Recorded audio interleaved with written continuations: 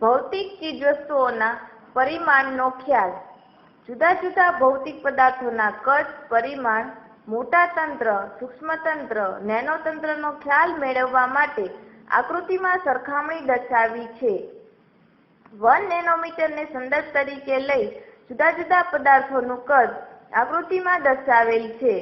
માણસની સામાન્ય ઊંચાઈ 1.75 મીટર એ 1 અબજ 75 કરોડ નેનોમીટર એ તેના વાળના વ્યાસ 50,000 નેનોમીટરની સરખામણીમાં અત્યંત વિશાળ ગણી શકાય. રુધિરમાંના રક્તકણ અને ઈ કોલાઈ બેક્ટેરિયાનું કદ અનુક્રમે 5000 નેનોમીટર અને 2000 નેનોમીટર જેટલું હોય છે. ઇન્ટિગ્રેટેડ સર્કિટમાં મુદ્રિત ટ્રાન્ઝિસ્ટરની જાડાઈ લગભગ 90 નેનોમીટર જેટલી હોય છે, જ્યારે વાયરસનું કદ લગભગ 50 નેનોમીટર જેટલું હોય છે. પરંતુ સાચા અર્થમાં નેનોતંત્ર તો કાર્બન નેનોટ્યુબ્સ અને બકીબોલ્સ છે.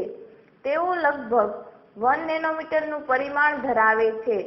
ચોક્કસ પ્રકારના ડીએનએની પહોળાઈ 2 નેનોમીટર જેટલી હોય છે, જ્યારે હાઇડ્રોજન પરમાણુનો વ્યાસ 0.1 નેનોમીટર જેટલો હોય છે. મનુષ્યના વાળ, બેક્ટેરિયા, રક્તકણ અને શ્વેતકણ, ઉડતી રાખનું કદ હજારો નેનોમીટર કે તેથી વધારે હોવાથી તેમને માઇક્રોમીટર જેવા અનુકૂળ એકમમાં લખવામાં આવે છે.